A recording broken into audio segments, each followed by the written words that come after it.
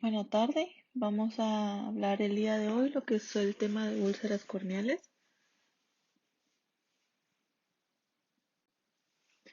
Vamos a iniciar hablando con lo que es una úlcera corneal, también va a ser conocida como una queratitis. Esta es una llaga abierta en la córnea. Una úlcera corneal generalmente es el resultado de una infección ocular, de ojo seco grave, de casos de traumatismo corneal asociados con un entorno agrícola y probable que sea causado por organismos inusuales. También se puede asociar con la exposición de agua contaminada u otras soluciones que sugieren a un tipo bacteriano. El abuso crónico de los anestésicos tópicos puede alterar también el epitelio corneal y ponerlo en riesgo de infección microbiana. También puede ser producido por infecciones nosocomiales de la córnea en pacientes inconscientes durante la anestesia general o el coma como resultado del agoftalmos y la exposición de la córnea.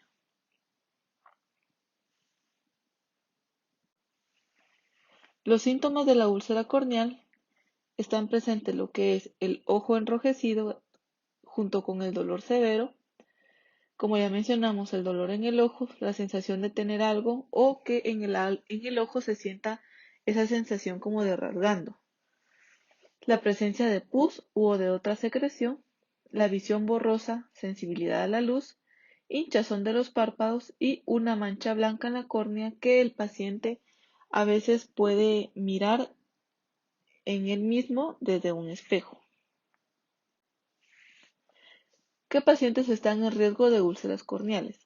Estos pacientes van a ser usuarios de lentes de contacto, pacientes que tienen o han tenido herpes labial, varicela o herpes zóster, pacientes que usan gotas para los ojos con esteroides, así como también pacientes con ojo seco, pacientes con trastorno de los párpados que impiden el correcto funcionamiento del párpado, como habíamos mencionado, lo que es el agoftalmos, y pacientes que se lesionan o queman la córnea.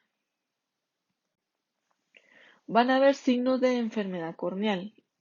Estos se van a dividir en lo que son superficiales y profundos. Vamos a empezar con los superficiales. En los superficiales encontramos que hay erosiones epiteliales punteadas. Estos van a ser diminutos defectos epiteliales que se tiñen con fluoresceína y rosa de bengala. Generalmente estos son un signo precoz de lesión epitelial y pueden ser causadas por gran variedad de estímulos y su localización puede ayudar a discernir su etiología. Entre los superficiales se encuentra el superior, el interpalpebral, el inferior, el difuso y el central. El superior va a estar asociado con lo que es la queratoconjuntivitis vernal, la conjuntivitis por clamidias, la queratoconjuntivitis límbica superior, síndrome de laxitud palpebral y queratoconjuntivitis mecánica. En la interpalpebral, donde está presente lo que es el ojo seco, donde en el ojo seco también se puede ver en la parte inferior la hipoestasia corneal y la queratopatía ultravioleta.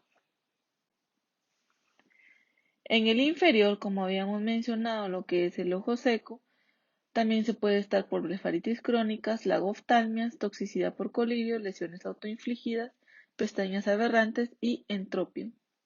En la difusa está algunos casos de conjuntivitis vírica y bacteriana y toxicidad por colirios. Y en la central, por uso prolongado de lentes de contacto. Como podemos ver en la imagen de abajo, se puede observar que está en la parte inferior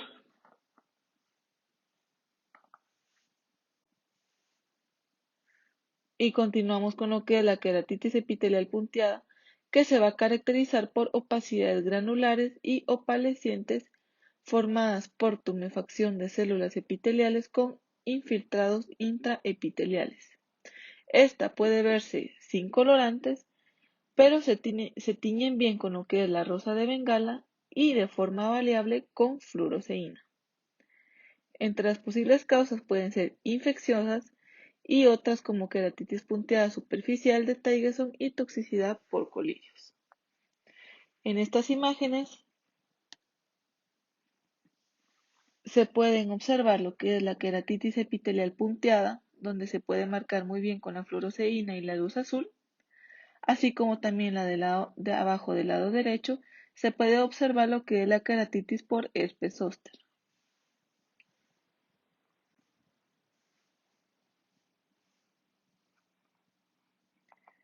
En los infiltrados subepiteliales, estos van a ser diminutos focos de infiltración inflamatoria bajo la superficie corneal que no se tienen. Puede deberse a queratoconjuntivitis adenovírica grave o prolongada, queratitis por herpes zóster, conjuntivitis de inclusión del adulto, queratitis marginal, acné rosácea y queratitis punteada superficial de Tyson.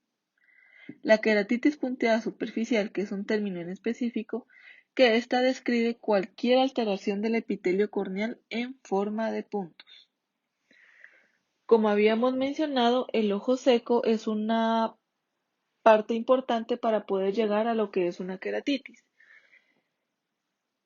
Es con diferencia la causa más frecuente, aunque también puede deberse a queratoconjuntivitis límbica superior, queratopatía neotrófica y blefaroespasmo esencial.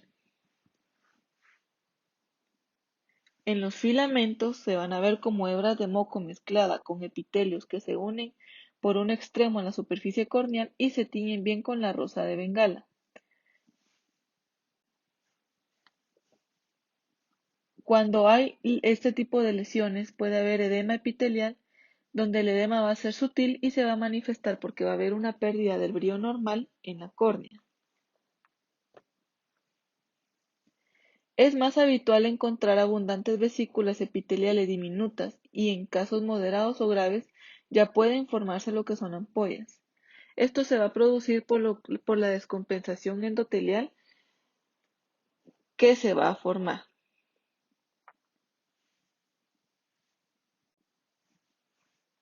La neovascularización superficial aparece en cuadros crónicos de irritación de la superficie ocular o hipoxia, como puede ocurrir en usuarios de lentes de contacto. Como lo habíamos mencionado anteriormente, que los usuarios de lentes de contacto van a estar más expuestos a padecer de queratitis. La neovascularización superficial acompañada de alteraciones degenerativas subepiteliales se le denomina panos. Y en los profundos ya se van a ver infiltrados, que son opacidades amarillentas o blanco-grisáceas, localizadas inicialmente en el estroma anterior, asociado con frecuencia a hiperemia límbica o conjuntival. Para empezar hablando de las úlceras corneales, o también llamadas queratitis, iniciamos con lo que es la queratitis bacteriana.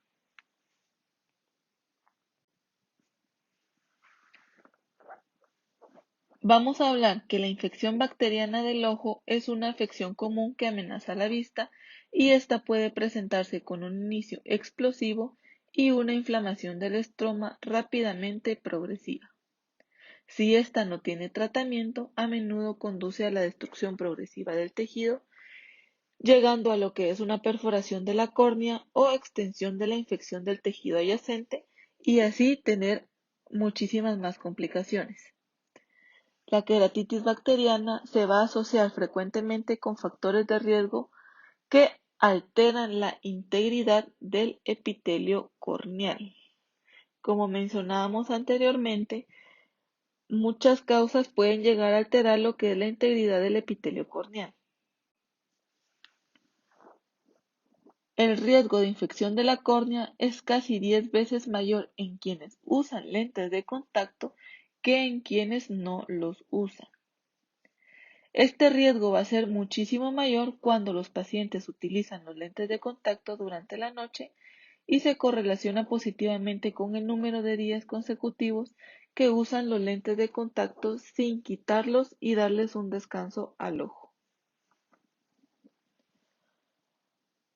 Algunos factores de riesgo adicionales que se pueden mencionar en la queratitis bacteriana es el trauma, medicamentos oculares contaminados, mecanismos de defensa locales y sistémicos deteriorados y la interrupción de la superficie de la córnea.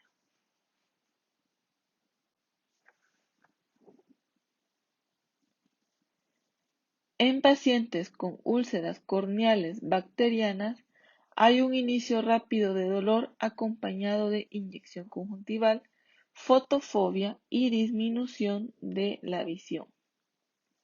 La velocidad de progresión de todos estos síntomas va a depender mucho de la virulencia del organismo que esté infectando en ese momento.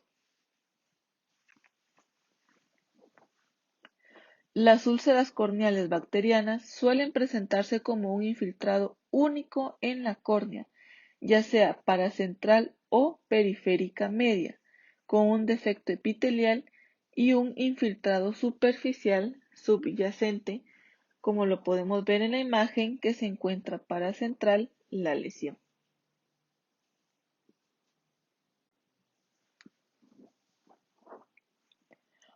Algunos casos implican una respuesta inflamatoria más intensa. Esta se va a caracterizar por inflamación estromal densa y supurativa, con bordes indistintos y edema circundante, así como células estromales. Incluso a varios milímetros del infiltrado se pueden observar lo que son estas células y lo que ya mencionaba, la inflamación estromal densa con bordes indistintos.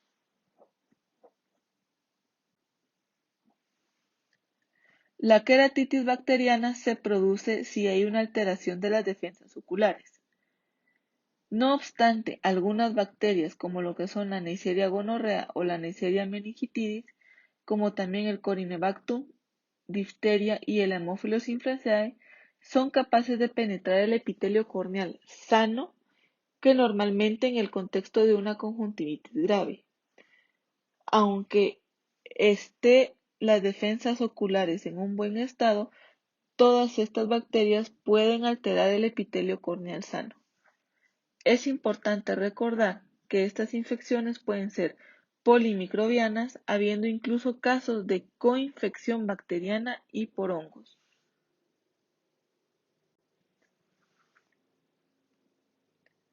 Los patógenos más habituales que vamos a encontrar son Pseudomonas aeruginosa. Este es un bacilo gram negativo que puede formar parte de la flora comensal del tubo digestivo, y la infección suele ser agresiva y representa más del 60% de las queratitis asociadas a lentes de contacto. Está también lo que es el Staphylococcus aureus, que es una bacteria gram positiva y coagulasa positiva, que se encuentra en la flora normal de las fosas nasales, la piel y la conjuntiva. La queratitis tiende a presentarse como un infiltrado focal blanco o blanco amarillento bastante bien definido. También podemos mencionar lo que es el Streptococcus pyogenes, que es una bacteria gram positiva común en la garganta y la vagina, y Staphylococcus pneumoniae o el neumococo, que es una bacteria gram positiva que está frecuente en la flora de las vías respiratorias altas. Las infecciones estreptocócicas a menudo suelen ser muy agresivas. Como habíamos mencionado, factores de riesgo para una queratitis bacteriana van a ser los lentes de contacto, los traumatismos, enfermedades de la superficie ocular, como por ejemplo queratitis herpética, ojo seco y una blefaritis crónica. Otros factores de riesgo serían la inmunosupresión local o sistémica, la diabetes y la hipovitaminosis tipo A. En su cuadro clínico se suele presentar como con dolor, fotofobia, visión borrosa y secreción mucopurulenta o purulenta.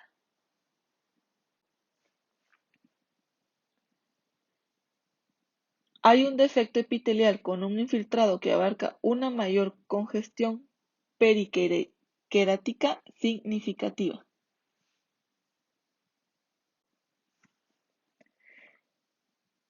Lo que vemos en la imagen es un cuadro avanzado de hipopión, que es una existencia de leucocitos y fibrina en lo que es la cámara anterior del ojo. En lo que se refiere a la queratitis bacteriana, va a haber el edema estromal, los pliegues de la membrana de Descemet y uveitis anterior, normalmente con hipopión y sinequias posteriores en la queratitis moderadas o graves. Se pueden formar precipitados queráticos en placa sobre el endotelio contiguo al estroma afectado. Como mencionaba, la imagen se puede observar lo que es un cuadro avanzado de la queratitis bacteriana.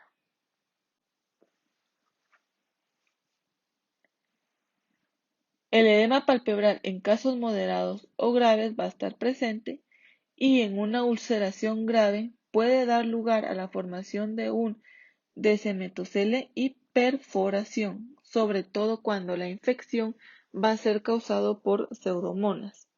En la imagen lo que podemos observar es una perforación asociada a pseudomonas.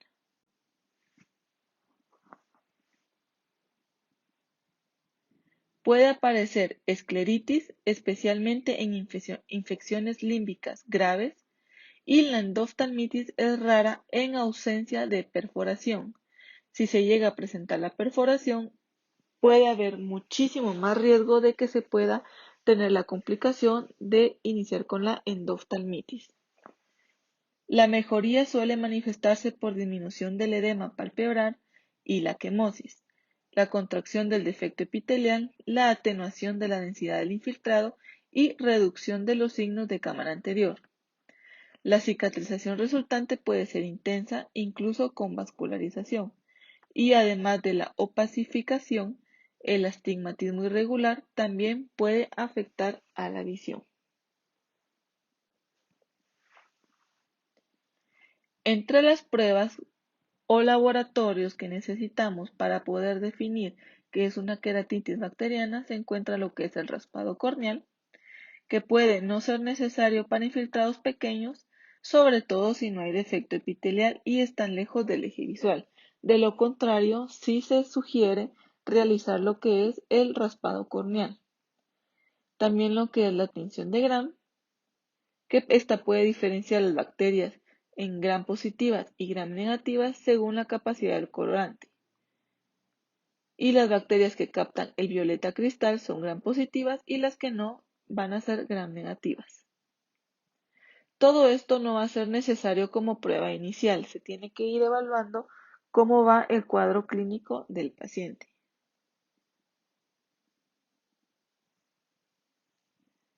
El tipo de bacteria basta normalmente para decidir qué categoría de antibiótico se debe utilizar. De acuerdo con las pautas de la Academia Estadounidense de Oftalmología, se debe obtener muestras para frotis o cultivos en los siguientes casos. El infiltrado corneal es central, es grande o está asociado con una afección o fusión significativa del estroma. Si la infección es crónica y no responde a la terapia con antibióticos de amplio espectro. Si hay antecedentes de cirugía de córnea, si hay características clínicas atípicas que sugieren queratitis fúngica, amebiana o micobacteriana, también si hay múltiples sitios de infiltración corneal o la perforación ha aumentado la probabilidad de endoftalmitis. Además de cultivar muestras de córnea, puede ser útil cultivar muestras obtenidas de lentes de contacto, estuches y soluciones de lentes de contacto y cualquier otra fuente potencial de contaminación como los párpados inflamados. Los resultados del cultivo siempre deben interpretarse con el contexto de la condición clínica. Se debe asociar el resultado del cultivo con la evolución y la actual condición de la clínica del paciente. Los resultados negativos no significan necesariamente que no haya infección.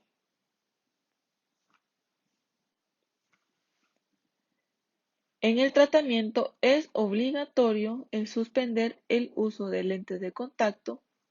Se tapará el ojo con un protector de plástico transparente mientras no se instilen los colirios si hay adelgazamiento significativo o perforación. Cabe destacar que no puede deducirse con fiabilidad el germen causante basándose en el aspecto clínico de la úlcera, dependiendo del caso clínico de cada paciente. Se pedirá lo que es el Gram o el raspado correspondiente. Suele empezarse con antibióticos empíricos de amplio espectro hasta que se disponga de los resultados del examen microscópico. En el tratamiento tópico, inicialmente debe consistir en antibióticos de amplio espectro que cubran a los patógenos más comunes. Al principio se instilan las gotas cada hora del día y la noche durante 24 a 48 horas, reduciendo luego la frecuencia según la evolución clínica. En los casos severos, se puede considerar la administración de antibióticos cada 5 minutos durante 30 minutos como dosis de carga. Una fluoroquinolona comercializada suele ser la elección inicial para monoterapia empírica y parece que es prácticamente tan eficaz como la terapia doble. El ciprofloxacino o el ofloxacino se usa en países en los que no se ha detectado una alta tasa de resistencia a las fluoroquinolonas de generaciones más antiguas. Puede tener actividad limitada contra algunos gérmenes gram positivos, sobre todo si son estreptococos. El moxifloxacino tiene mejor penetración ocular. Se han introducido nuevas formulaciones farmacéuticas con concentraciones mayores o vehículos modificados para aumentar la actividad antibacteriana.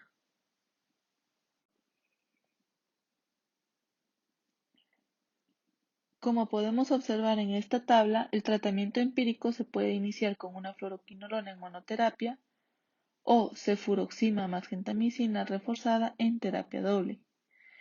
En cocos gram positivos se puede utilizar la cefuroxima, vancomicina o la teicoplanina. En bacilos gram negativos, lo que es la gentamicina reforzada.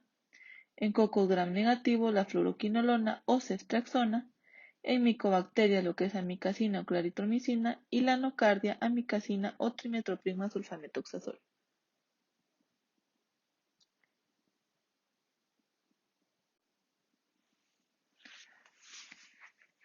Según la literatura mencionaba lo que son terapia con doble antibiótico. Puede ser preferible como tratamiento empírico inicial en casos muy agresivos o si el examen microscópico sugiere estreptococos u otros microorganismos concretos que puedan tratarse mejor con una pauta seleccionada. Normalmente, una cefalosporina y un aminoglucósido para cubrir los gérmenes gram positivos y gram negativos habituales o los antibióticos subconjuntivales, estos se van a utilizar solo si hay un mal cumplimiento del tratamiento tópico. Los midriáticos se emplean para prevenir la formación de sinequias posteriores y reducir el dolor. Los corticoides reducen la inflamación del huésped, mejoran las molestias y minimizan la cicatrización corneal. Sin embargo, favorecen la replicación de algunos microorganismos, sobre todo en el caso de hongos, herpes simples y micobacterias, por lo que están contraindicados cuando se sospeche de una infección micótica o por micobacterias. Varios parámetros son útiles para monitorear la mejora en la respuesta clínica a la terapia con antibióticos. Por ejemplo, lo que es la reepitelización, el embotamiento del perímetro del infiltrado estromal, la disminución de la densidad del infiltrado estromal, cese del adelgazamiento de la córnea, reducción del edema estromal y la placa inflamatoria endotelial. También la reducción de la inflamación de la cámara anterior. Los antibióticos sistémicos, especialmente las fluoroquinolonas, que tienen una penetración ocular excelente, y los antibióticos tópicos intensivos están indicados en casos con sospecha de extensión intraocular o escleral de la infección, pero por lo general no se usa en caso de una queratitis bacteriana de rutina. Las gotas de corticosteroides al 1% se pueden iniciar cada 6 horas a partir de 48 horas posteriores al inicio de la terapia con antibióticos. Si el paciente no experimenta efectos adversos, la frecuencia de administración puede ajustarse en función de la respuesta clínica. Si un paciente en terapia con esteroides tópicos a largo plazo presenta queratitis bacteriana, los corticosteroides deben disminuirse, con la expectativa de un aumento de la inflamación. Si es un hongo o sospechase de una infección por hongo, se debe suspender inmediatamente los corticosteroides.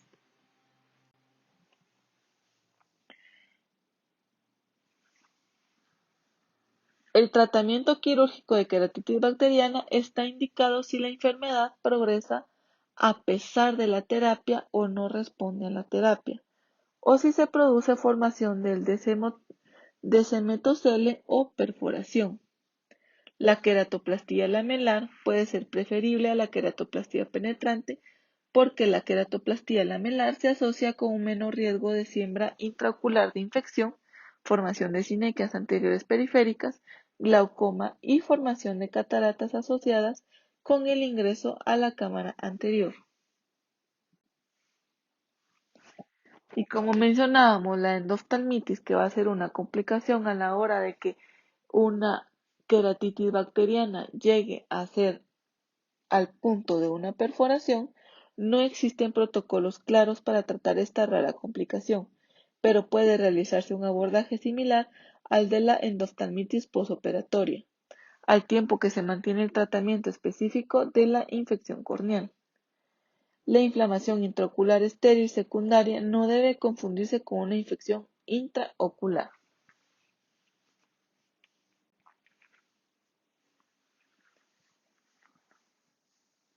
Continuamos con el tema de queratitis fúngica. La queratitis fúngica o micótica es poco frecuente en países templados, pero representa una causa destacada de pérdida de visión en países tropicales y subdesarrollados.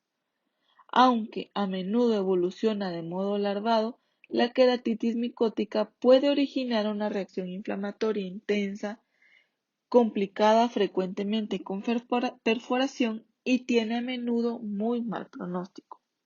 Hay dos tipos principales de hongos que pueden causar la queratitis. Están lo que son las levaduras, por ejemplo, con el género Cándida, y también los hongos filamentosos como los géneros Fusarium y Aspergillus. En lo que son las levaduras, por ejemplo, Cándida, son responsables de la mayoría de los casos de queratitis fúngica en climas templados. Y los hongos filamentosos son los patógenos más frecuentes en climas tropicales, aunque no son raros en regiones menos cálidas. Y esta queratitis a menudo sigue una evolución muchísimo más agresiva.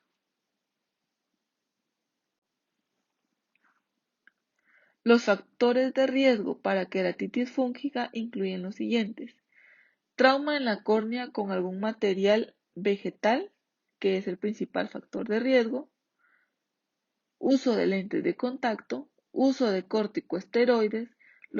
Estos corticosteroides activan y aumentan la virulencia de los organismos fúngicos y reducen la resistencia del huésped a la infección. Erosiones corneales crónicas o ulceración por otras causas. Una queratitis crónica, ya sea por el virus del herpes simple, herpes zóster o queratoconjuntivitis vernal o atópica.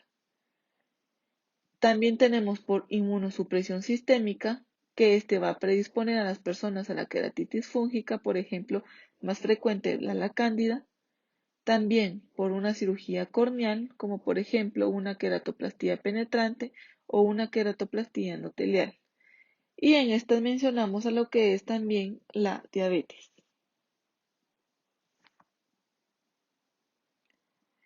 La queratitis por cándida y filamentosa, su diagnóstico a menudo es tardío, a menos de que se tenga un alto índice de sospecha, considerándose inicialmente una infección bacteriana.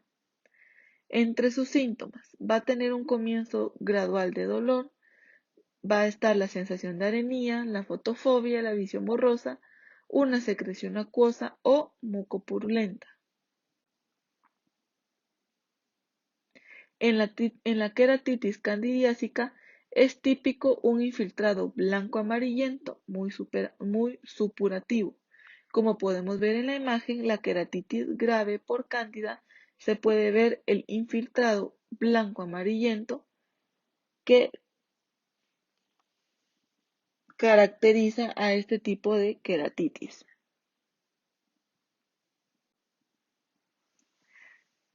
Continuamos con lo que es la queratitis filamentosa. Este es un infiltrado estromal gris o blanco amarillento con bordes desflecados mal definidos. Hay una infiltración progresiva, a menudo con lesiones satélites. Como podemos ver en la imagen B, se va a ver la queratitis filamentosa con bordes desflecados. Hay un gran defecto epitelial y pliegues en la membrana de Descemet. Y en la imagen C y D se van a ver lo que son las lesiones satélite.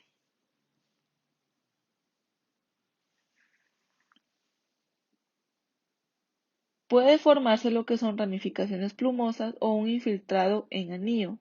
Este puede progresar con rapidez hacia lo que es la necrosis y el adelgazamiento corneal. Puede producirse penetración a través de la membrana de Descemet intacta, que esto da lugar a una endoftalmitis sin perforación evidente, lo que llegamos a una complicación muy grave. En la imagen se puede ver un infiltrado anular con lesiones satélite e hipopio.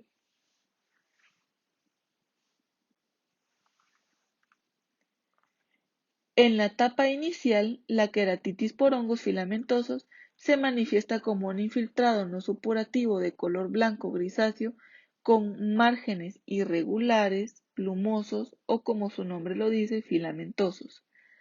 Las lesiones superficiales pueden elevar la superficie de la córnea y tener una textura seca, áspera o arenosa, detectable en el momento del raspado corneal de diagnóstico.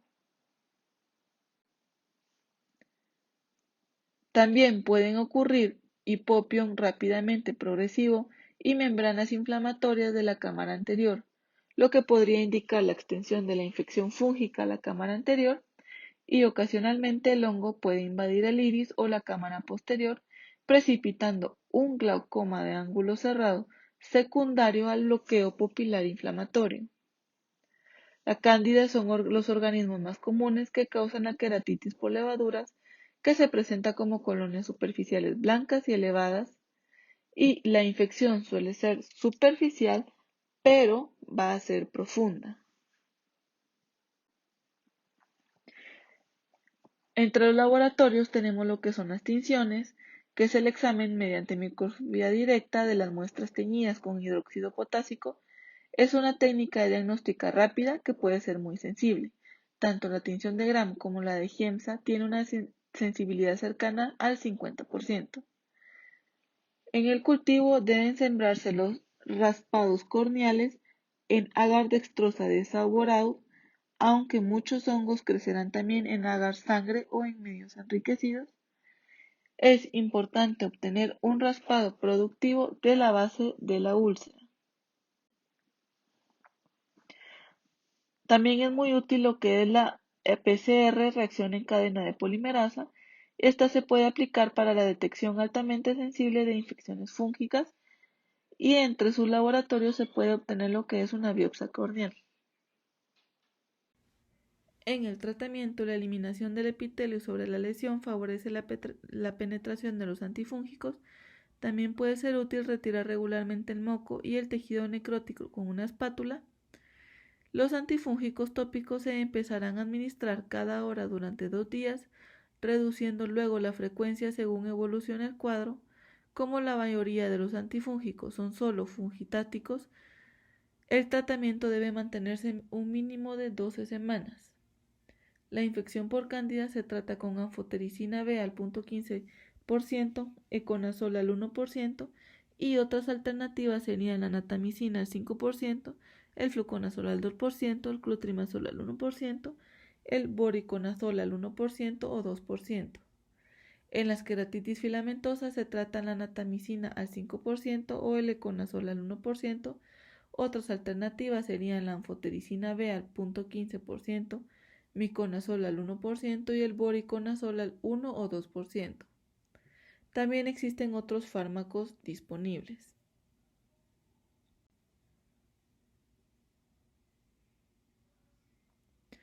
Además, puede valorarse el uso de antibiótico de amplio espectro para tratar o prevenir la coinfección bacteriana, la ciclopegría, igual que en la queratitis bacteriana, y en casos graves puede usarse fluconazol subconjuntival.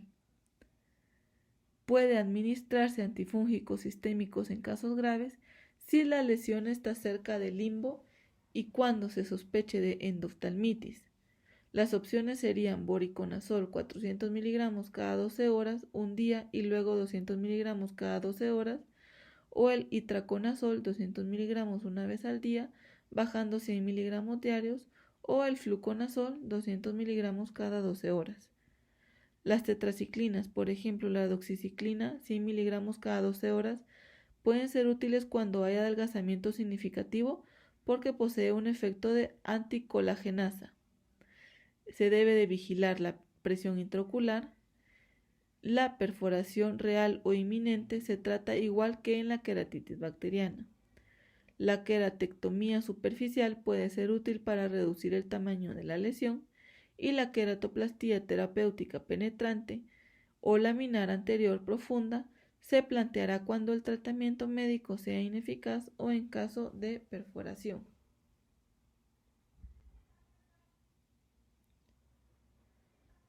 También está lo que es la queratitis por microsporios. Los microsporidios son parásitos unicelulares obligatoriamente intracelulares que antes se consideraban protozoos, pero en la actualidad se han reclasificado como hongos. Rara vez causa enfermedad en pacientes inmunocompetentes y hasta la llegada del SIDA apenas causaban patologías en seres humanos. La infección general más frecuente es la enteritis y la manifestación ocular más común es la queratoconjuntivitis.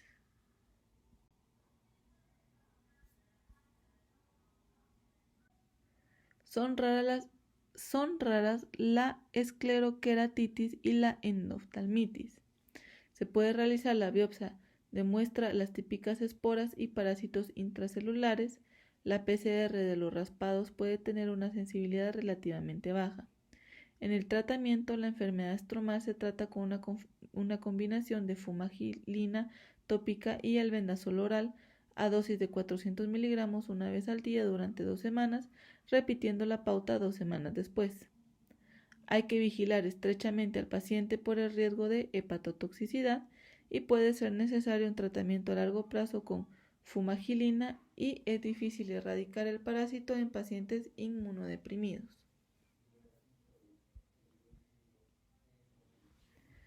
La queratitis por herpes simple, vamos a empezar a definir lo que es la enfermedad. Esta enfermedad herpética ocular es la causa infecciosa de ceguera corneal más frecuente en países desarrollados. Hasta el 60% de las úlceras corneales en dichos países pueden deberse al virus del herpes simple, estimándose que 10 millones de personas en todo el mundo sufren enfermedad herpética ocular.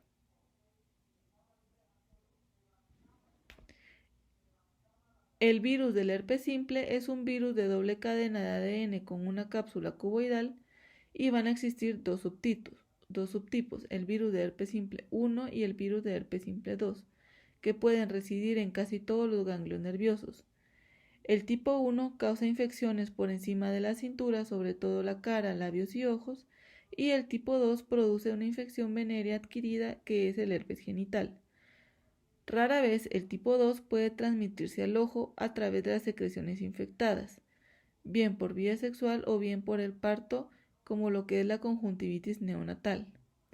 La transmisión del virus de herpes simple se ve facilitada por las malas condiciones de higiene y el hacinamiento.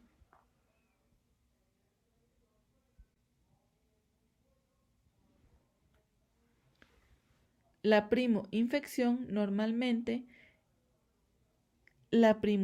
sin exposición previa al virus se produce en la infancia y se adquiere a través de gotitas de saliva o con menos frecuencia la inoculación directa. La mayoría de las primoinfecciones por virus de herpes simple son subclínicas o solo producen febrícula, malestar y síntomas de vías respiratorias altas.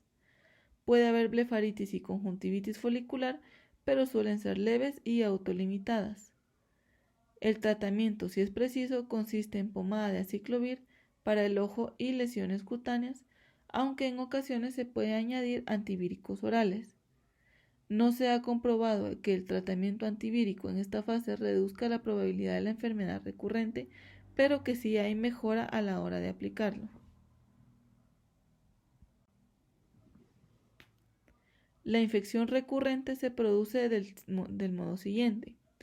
Tras la primoinfección, el virus se dirige al ganglio sensitivo de la dermatoma, por ejemplo el ganglio trigémino, donde se establece una infección latente. El virus latente se incorpora al ADN del huésped y puede producirse periódicamente una reactivación subclínica, durante la cual se libera el virus del herpes simple y el paciente es contagioso. La reactivación clínica es por diversos factores como fiebre, cambios hormonales, radiación ultravioleta, traumatismos o lesión del trigémino que pueden desencadenar una reactivación clínica, en la que el virus se replica y se transporta por los axones sensitivos hacia la periferia. El patrón de la enfermedad depende del sitio de la reactivación, que ésta puede estar alejado del lugar de la primoinfección y puede producirse cientos de reactivaciones a lo largo de la vida. Los factores de riesgo de enfermedad grave que puede recurrir muy a menudo serían enfermedad atópica ocular, edad corta, inmunodeficiencia o inmunodepresión, desnutrición, sarampión y paludismo, así como el uso inadecuado de corticosteroides tópicos puede promover a la formación de ulceración geográfica. Los pacientes con queratitis epitelial por virus de herpes simple pueden experimentar sensación de cuerpos extraños, sensibilidad a la luz, enrojecimiento y visión borrosa. La infección por virus del herpes simple del epitelio corneal se manifiesta como área de queratitis epitelial punteada que pueden coalescer en una o más úlceras epiteliales dendríticas arboriformes con ramas que tienen bulbos terminales. La queratitis epitelial dendrítica o geográfica se asocia a replicación activa del virus.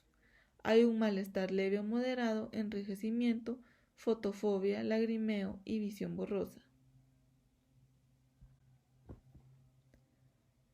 El epitelio corneal hinchado en el borde de la úlcera se tiñe con un rosa de bengala o colorante verde lisamina.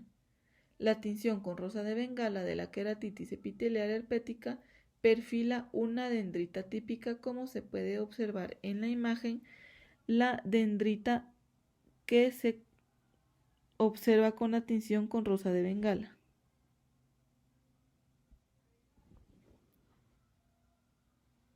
El defecto epitelial dentro del lecho de la úlcera se tiñe con fluoresceína. La fluoresceína va a teñir brillantemente la base de las lesiones dendríticas epiteliales del virus del herpes simple en una córnea después de la queratomileusis in situ con láser.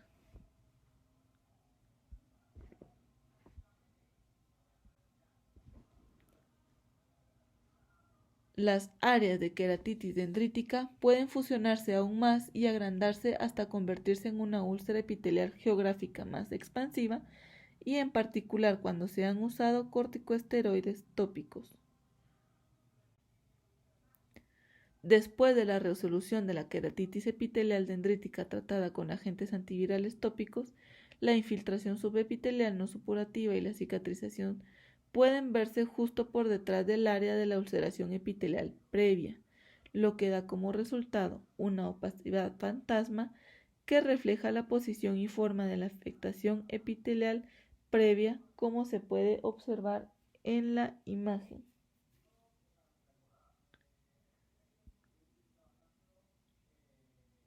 Entre su laboratorio se puede hacer un diagnóstico clínico específico, como la causa de la queratitis dendrítica, sobre la base de las características clínicas.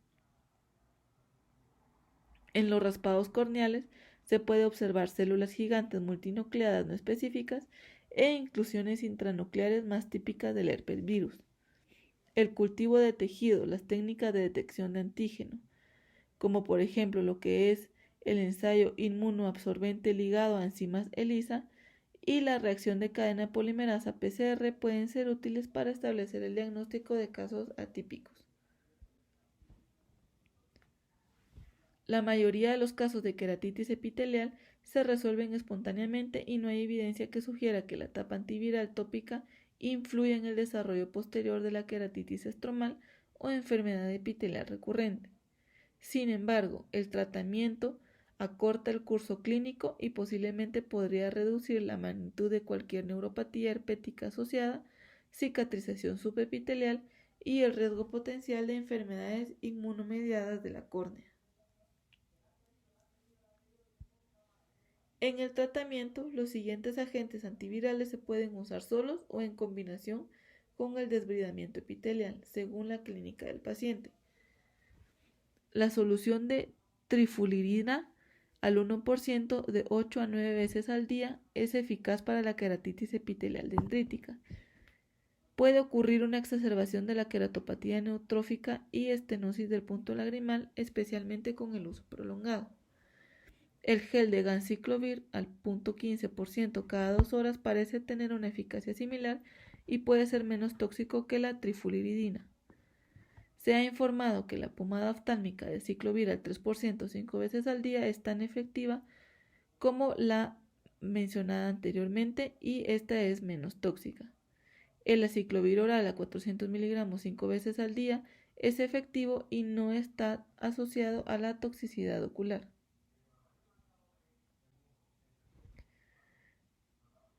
Generalmente se recomienda un tratamiento tópico frecuente hasta que el epitelio esté curado. Luego, la frecuencia se reduce durante la próxima semana y se detiene en lugar de disminuir. El tratamiento de la enfermedad con antivirales tópicos generalmente se suspende dentro de los 10 días para evitar una toxicidad innecesaria de la superficie ocular. El desbridamiento epitelial suave con un aplicador seco con punta de algodón o una esponja celulosa acelera la resolución y puede ser útil como tratamiento adyuvante en pacientes con dendritas grandes y queratitis por virus de herpes simple resistente a fármacos. Debido a que los corticosteroides tópicos pueden potenciar la queratitis dendrítica, generalmente están contraindicados. Deben usarse con gran precaución en presencia de queratitis epitelial herpética activa debido al riesgo de diseminación viral prolongada y empeoramiento de la queratitis. También tenemos lo que es la queratitis estromal por el virus del herpes simple, que es la forma de la enfermedad herpética externa recurrente asociada con la mayor morbilidad visual. La afectación estromal resulta de la actividad inmunológica generada por el huésped contra el virus y cada episodio de la queratitis estromal activa aumenta el riesgo de futuros episodios y reduce la función visual. El virus vivo también puede estar presente en la queratitis del estroma. La queratitis estromal herpética puede ser no necrosante, intersticial o disiforme o necrosante, y diferentes formas pueden presentarse simultáneamente. La queratitis intersticial herpética se presenta como turbidez intersticial unifocal o multifocal o blanqueamiento del estroma en ausencia de ulceración epitelial. El edema estromal leve puede acompañar a la neblina, pero el edema epitelial no es típico. En ausencia de una inyección conjuntival significativa o células de la cámara anterior, puede ser difícil identificar la enfermedad activa en un área de cicatrización y adelgazamiento previo.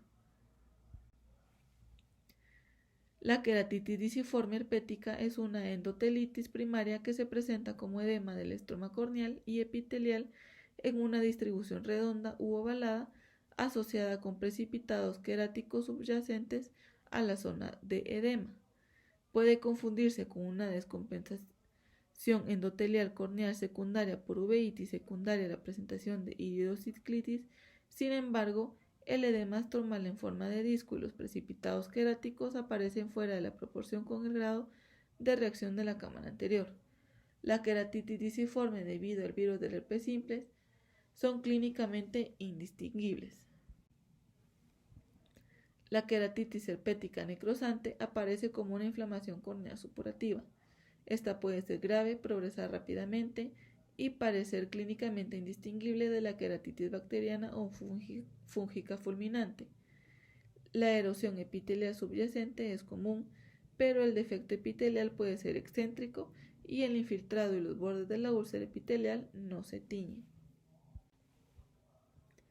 El tratamiento inicial de la queratitis intersticial herpética serían gotas de prednisona 1% cada 2 horas valorando el estado clínico del paciente y uno de los siguientes medicamentos antivirales profilácticos, como es la trifluoridina tópica 4 veces al día, un agente oral como aciclovir 400 mg 2 veces al día, valaciclovir 500 mg una vez al día y el tratamiento posterior que serían gotas de prednisolona que se reducen cada 1 o 2 semanas según el grado de mejoría clínica hasta dosis más bajas para que controle la inflamación. Un antiviral administrado para prevenir la queratitis epitelial grave en caso de que el paciente elimine el virus del herpes simple mientras use corticosteroides. Esto se continúa hasta que el paciente haya suspendido por completo el corticosteroides o hasta que el uso sea menos de una gota de prednisolona al 1% por día.